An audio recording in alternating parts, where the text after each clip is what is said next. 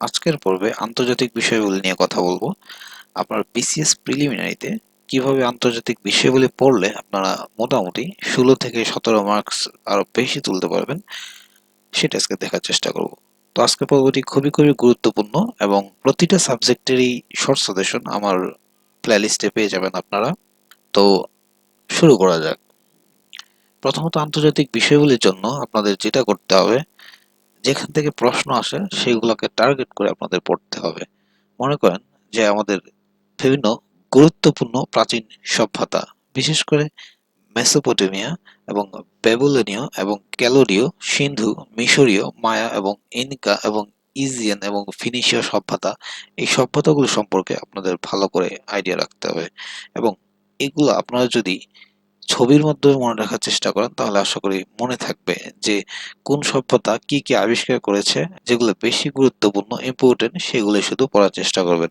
এবং এখান থেকে মোটামুটি আপনাদের প্রতিটি বিসিএসই 1 মার্ক করে আসে। তো বুঝতে পারতেছেন এই চ্যাপ্টারটি খুবই গুরুত্বপূর্ণ এবং সামনের 46তম বিসিএস প্রিলিমিনারির জন্য এই চ্যাপ্টারটা খুবই গুরুত্বপূর্ণ। কারণ 45তম প্রিলিতে এই চ্যাপ্টার থেকে প্রশ্ন আসেনি বলেই আমাদের আশা করা যায় 46তম প্রিলিতে এখান থেকে প্রশ্ন আপনারা পেয়ে যাবেন। তারপরে আমরা যেটা দেখব, আমাদের গুরুত্ব অনুসারে যে যে যে চ্যাপ্টারগুলো বা যে যে টপিকসগুলো পড়লে আমাদের বেশি মার্কস তুলতে পারবো আমরা শুধু সেগুলোই দেখার চেষ্টা করব। তো জাতিসংঘ ও জাতিপুঞ্জ সম্পর্কিত যে তথ্য এবং বিভিন্ন ধরনের সংস্থার সদর দপ্তর, বিশেষ করে সদর দপ্তর আমাদের জাতিসংঘ সম্পর্কে, জাতিসংঘের সদর দপ্তর ভাষা, প্রস্তাবক, প্রেক্ষাপট এবং জাতিসংঘের বাংলাদেশ বিষয়ক গুরুত্বপূর্ণ কিছু তারিখ এবং ভেটু, এই বিষয়গুলো নিয়ে আপনাদের ধারণা রাখতে হবে। এবং তাছাড়া আমাদের জাতিসংঘের সাধারণ পরিষদ, নিরাপত্তা পরিষদ ও আন্তর্জাতিক আদালত নিয়ে ধারণা রাখতে হবে। আপনারা এখান থেকে জাতিসংঘের যে ভাষা আছে এবং তার সদর দপ্তর, প্রস্তাবক কে এবং কে দিয়েছিলেন, এবং প্রেক্ষাপট যে কয়েকটা যে সম্মেলন হয়েছিল, লাস্ট আটলান্টিক সম্মেলন, তারপর ইয়ালটা সম্মেলন, যেগুলো গুরুত্বপূর্ণ সেগুলো দেখার চেষ্টা করবেন। বিশেষ করে লাস্ট 3টা সম্মেলন বেশি বেশি গুরুত্বপূর্ণ, সেগুলো দেখার চেষ্টা করবেন। তো এখান থেকে মোটামুটি আপনারা যদি পড়তে পারেন, এখান থেকে মোটামুটি আপনারা 2 মার্কসের মতো প্রশ্ন কমন পেতে পারেন। তারপর আমরা দেখব বিরোধপূর্ণ অঞ্চল ও প্রণালী। আপনারা এর জন্য যা করবেন, ডাইজেস্ট থেকে গুরুত্বপূর্ণ দেখে বিরোধপূর্ণ অঞ্চলের ছকগুলো দেখে নেবেন এবং প্রণালীগুলো পড়লে আপনাদের হয়ে যাবে। এগুলোর জন্য ডাইজেস্ট থেকে আপনারা ওই জিনিসগুলো বারবার দেখার চেষ্টা করবেন যাতে করে আপনাদের মনে থাকে। এবং যেগুলো বেশি কন্ট্রোভার্সিয়াল এবং যেগুলা সচরাচর আসে ডাইজেস্টে কিন্তু অল্প পরিমাণ দেওয়া থাকে, সেগুলো দেখার চেষ্টা করবেন। তো প্রণালী এবং অঞ্চল, বিরোধপূর্ণ অঞ্চল দেখার চেষ্টা করবেন। 46তম প্রিলিমিনারিতে এখান থেকে প্রশ্ন অবশ্যই আসবে, কারণ এর আগে এই লাস্ট বিসিএস এ এখান থেকে প্রশ্ন আসেনি। তো এখান থেকে মোটামুটি আপনারা 1 মার্কস কমন পাবেন। তারপর আমরা দেখব যে বিভিন্ন গুরুত্বপূর্ণ চুক্তির বিষয়বস্তু এবং ম্যাথকাল, যেমন বিভিন্ন গুরুত্বপূর্ণ চুক্তির বিষয়বস্তুর তারিখ এবং বিভিন্ন চুক্তিতে বাংলাদেশের স্বাক্ষর প্রদানের বিষয়টি গুরুত্ব দিয়ে দেখতে হবে। কারণ বাংলাদেশ রিলেটেড যেগুলো আছে সেগুলো সবই গুরুত্বপূর্ণ। তো বিভিন্ন চুক্তি যেগুলো আছে সেগুলো দেখার চেষ্টা করবেন। তারিখটা এত মনে রাখা দরকার না, আপনারা বাংলাদেশের স্বাক্ষর নিয়ে এবং চুক্তির বিষয়বস্তু নিয়ে জানার চেষ্টা করবেন। তারপরে দেখবেন পরিবেশ বিষয়ক বিভিন্ন ও গুরুত্বপূর্ণ সংগঠন এবং বিভিন্ন গুরুত্বপূর্ণ কনভেনশন।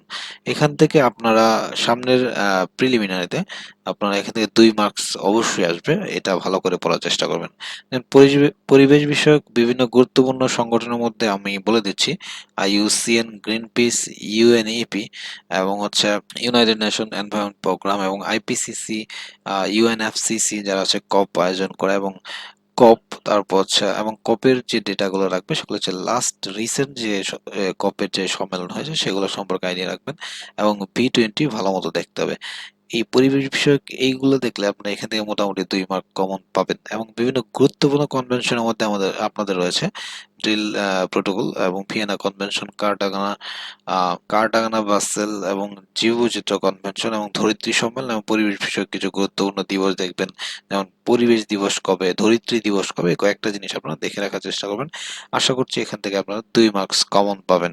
তারপরে আপনারা আমাদের যে জোটগুলো আছে সেগুলো পড়ার চেষ্টা করবেন, যেমন ASEAN, SAARC, BIMSTEC, Benelux, BRICS, ডিট, G7, তাছাড়া এআই, আইবি এবং এনডিবি এই দুটি আর্থিক প্রতিষ্ঠান সম্পর্কে জেনে রাখার চেষ্টা করবেন। এখান থেকে আপনার সদর দপ্তর, প্রতিষ্ঠাকাল এবং সদস্যভুক্ত দেশ পল্লী হয়ে যাবে, এবং সার্কের যে আঞ্চলিক কেন্দ্রগুলো রয়েছে সেগুলো দেখার চেষ্টা করবেন।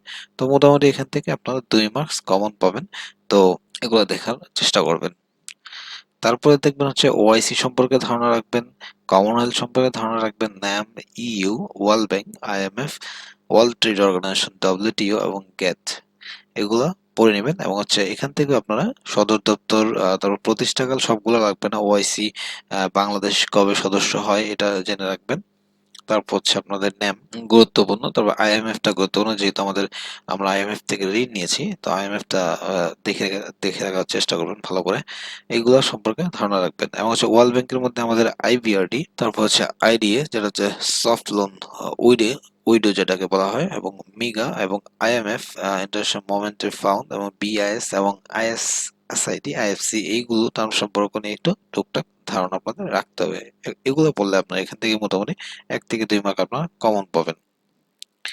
তবে আন্তর্জাতিক বিষয়গুলির মধ্যে আমাদের গুরুত্বের দিক দিয়ে দক্ষিণ এশিয়া দেশগুলো গুরুত্বপূর্ণ বেশি। ইন্ডিয়া, শ্রীলঙ্কা, পাকিস্তান আপনারা ভালো মতো পড়বেন, এবং বাকি যে দেশগুলো আছে ওখান থেকে 3 থেকে 4টি তথ্য আপনারা গুরুত্বপূর্ণ তথ্য পড়লেই হয়ে যাবে। তো এশিয়া বেশি বেশি গুরুত্বপূর্ণ, যেহেতু আমরা দক্ষিণ এশিয়ার মধ্যে আছি, তো এশিয়াটা ভালো করে পড়বেন। তারপরে আপনারা দেখবেন চীন, মিয়ানমার এবং থাইল্যান্ড, মার্কিন যুক্তরাষ্ট্র সম্পর্কে ধারণা রাখবেন। এই দেশগুলো থেকে চলমান রাজনৈতিক টুকটাক গুরুত্বপূর্ণ তথ্য বললে আপনাদের হয়ে যাবে। তো চীন গুরুত্বপূর্ণ আমাদের জন্য, মার্কিন যুক্তরাষ্ট্র গুরুত্বপূর্ণ, দেখে রাখার চেষ্টা করবেন। তারপর আমাদের এই দেশের বিভিন্ন গুরুত্বপূর্ণ যুদ্ধের সংগঠনকাল এবং প্রেক্ষাপট, এগুলো আপনারা এত ডিটেলস না পড়ে ডাইজেস্ট থেকে গুরুত্বপূর্ণ মানে অল্প পরিমাণ পড়ে নেবেন। গুরুত্বপূর্ণ যে যুদ্ধগুলো হয়েছে সেগুলো পড়ার চেষ্টা করুন, যেমন প্রথম বিশ্বযুদ্ধ কবে হয়েছিল, দ্বিতীয় বিশ্বযুদ্ধ, এই যে কিছু কিছু যুদ্ধ আছে, ভিয়েতনাম যুদ্ধ, এগুলো দেখার চেষ্টা করবেন, এগুলো ডাইজেস্ট থেকে পড়ে নেবেন। তারপর ইউরোপ মহাদেশ অন্তর্ভুক্ত দেশসমূহের 1-2টি গুরুত্বপূর্ণ তথ্য পড়ে ফেলতে হবে। এখান থেকে মোটামুটি 1 থেকে 2 মার্ক আপনারা কমন পাবেন। আর সাম্প্রতিক তথ্যের জন্য আমার চ্যানেল আছে, আমার চ্যানেলে আপনাদের যে ভিডিওগুলো আমি 2 দিন পরে পরে দিচ্ছি, বা 2 দিন পরে পরে যে সাম্প্রতিকগুলো একসাথে ইম্পর্টেন্ট যে গুরুত্বপূর্ণ যে সাম্প্রতিকগুলো দেওয়ার চেষ্টা করছি, সেগুলো দেখলে আপনাদের হয়ে যাবে। প্রতিদিন দেখার চেষ্টা করবেন একটু একটু করে, 5-6 মিনিট বেশি না, দেখলে আপনারা আশা করছি সাম্প্রতিক নিয়ে আশা করি কোনো পরীক্ষাতে আপনাদের সমস্যা হওয়ার কথা না। এবং বিসিএস বলেন, ব্যাংক বলেন, প্রাইমারি বলেন, সব পরীক্ষাতে আপনারা সাম্প্রতিক মোটামুটি আমি যেগুলা আপনাদের দেওয়ার চেষ্টা করি সেগুলা থেকে কমন চলে আসবে। তো আজকে এই পর্যন্তই। আপনারা অন্যান্য যে সাবজেক্টগুলা সেগুলো আমি শর্ট সাজেশন আকারে আমার প্লেলিস্টে পেয়ে যাবেন, প্রাইমারি এবং বিসিএস এর জন্য। দুটার জন্যই আমি প্লেলিস্টে দেখবেন যে primary short suggestion, BCS short suggestion নামে 2টা ফোল্ডার আছে, সেখান থেকে ঢুকে আপনারা শর্ট সাজেশন গুলো দেখে নেওয়ার চেষ্টা করবেন। আশা করছি আপনারা এখান থেকে উপকৃত হবেন। তো আজকে এই পর্যন্তই, ভালো থাকবেন, ধন্যবাদ।